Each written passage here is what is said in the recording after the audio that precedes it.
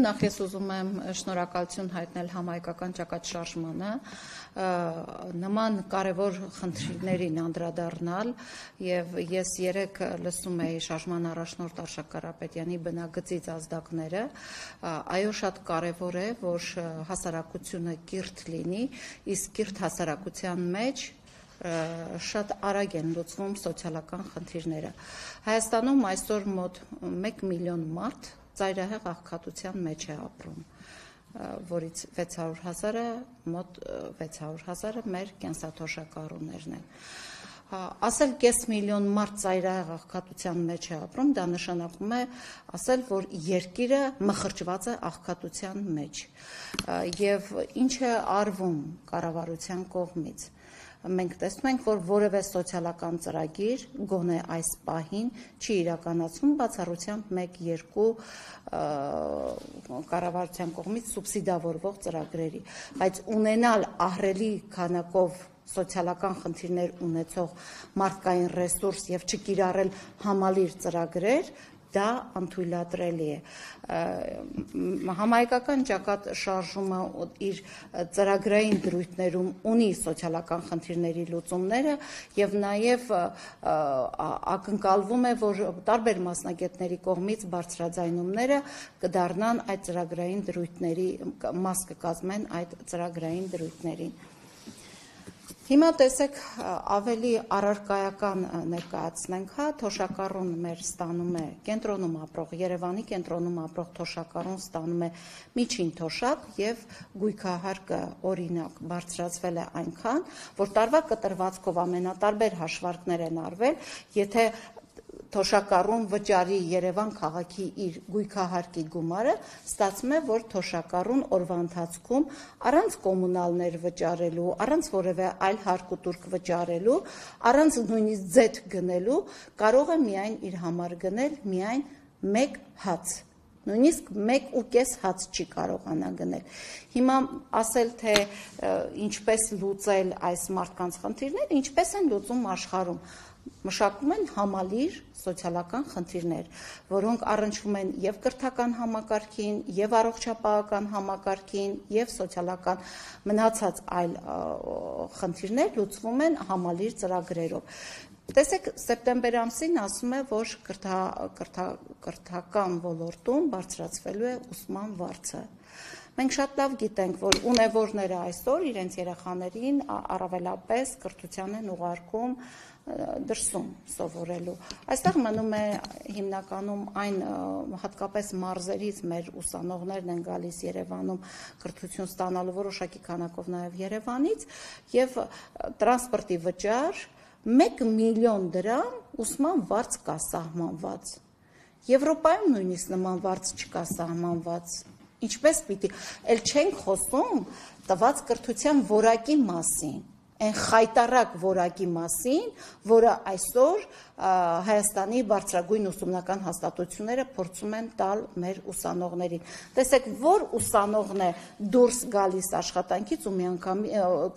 կրթօջախից ու անցնում աշխատանքի։ Մինչև այդ ուսանողը մի 3 ամիս էլ փորձաշրջան չի անցնում, չի տիրապետում համապատասխան գիտելիքների, այդ ուսանողը չի դառնում տվյալ հիմնարկում աշխատող։ Դա գալիս է նրանից, որ կրթօջախը թերի կրթություն է տալիս։ Մինչդեռ օրինակ Եվրոպայում, երբ որ դու ստանում ես քո բալային համակարգով սահմանված շեմը, տվյալ ուսանողը արդեն 3-րդ կուրսից տարբեր կազմակերպություններից առաջարկներ է ստանում, որպեսզի ինքը ընտրի իր հետագա աշխատանքի վայրը։ Հիմա հարգելի Սերգեյը խոսեց առողջապահական ոլորտի մասին, մենք ահազանգեր շատ ենք ստանում, որ օրինակ պետպատվերով մարդը քաղաքացին դիմել է բուժհաստատություն, ասել են պետպատվերը ավարտվել է,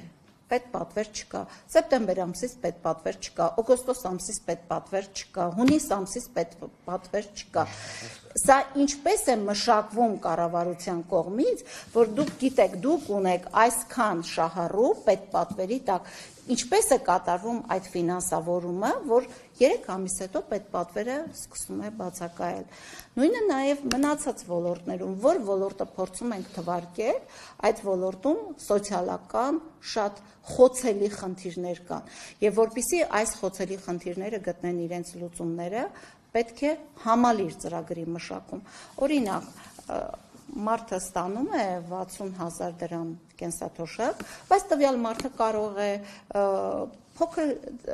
ձեռնարկատիրությամբ զբաղվել։ Պետությունը պետք է խրախուսի, սուբսիդավորի, համաֆինանսավորի, որպեսզի տվյալ քաղաքացին կարողանա զբաղվել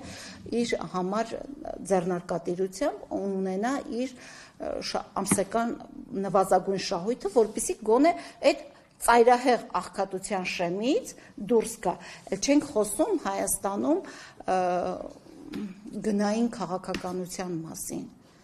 Սրա մասին խոսելը պարզապես խայտառակություն է։ Մենք Մոսկվային էլ ենք անցել, Փարիզին էլ ենք անցել, եվրոպական որ երկրի անունն եք ուզում տալ։ Մարդիկ դրսից գալիս են այստեղ, զարմանում են, ասում են դուք ինչպես եք այստեղ ապրում։ Հյուրանոցային ծառայությունների գները, սպասարկման ոլորտի գները եւ առաջնահերթ ապրանքների։ Միայն վերջին 2 շաբաթվա ընթացքում պատկան մարմինները լավ կլինի ուշադիր հետևեն այս հաղորդումներին ու տեսնեն, թե իրենց անգործության արդյունքում շուկայում ինչ թալան է տիրում։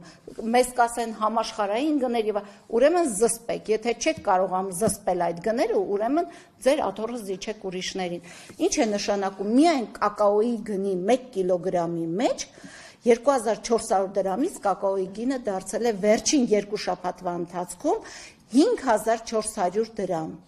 4000 դրամանոց կոնֆետի գինը բարձրացել դարձել է 6000 դրամ։ 6000 դրամանոց սուրճի գինը դարձել է 9000 դրամ։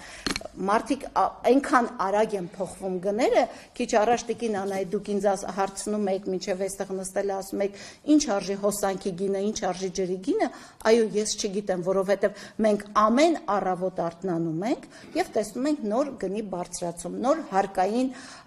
լուծ մարդկանց ուսերին։ Այնպիսի հարկեր են սահմանել,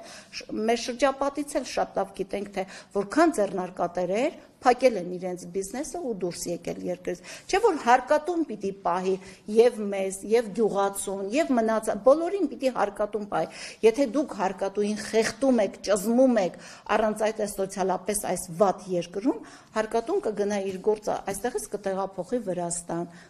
կտեղափոխի Ռուսաստանի Դաշնություն, մեկ այլ տեղ կտեղափոխի, եթե մենք չենք կարողանում նույնիսկ այս զսպող քաղաքականությունը շուկայում կիրառենք, նշանակում է մեր 1 միլիոնը, եթե շարունակվի այս տեմպով, մինչև տարեվերջ մենք կունենանք 1.5 միլիոն ծայրահեղ աղքատ քաղաքացիներ։ Մեր առաջարկը այն է, որ համալիր մոտեցում պետք է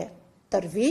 սոցիալական բոլոր խնդիրներին։ Դու չես կարող կրթության մեջ խնդիրը դնել որոշակի 50% լուծման, բայց շուկայում այդ խնդիրը չդնես, առողջապահության ոլորտում այդ խնդիրը չդնես, ձեռնարկատիրության ոլորտում համալիր պիտի լինի, խնդրի մշակման մոտեցումը համալիր պիտի լինի։ Ես կարծում եմ մեր Ռոլանդը, ով մասնագիտության նաև տնտեսագետ է, շատ ավելի մանրամասն կներկայացնի։ Շնորհակալություն ձեզ։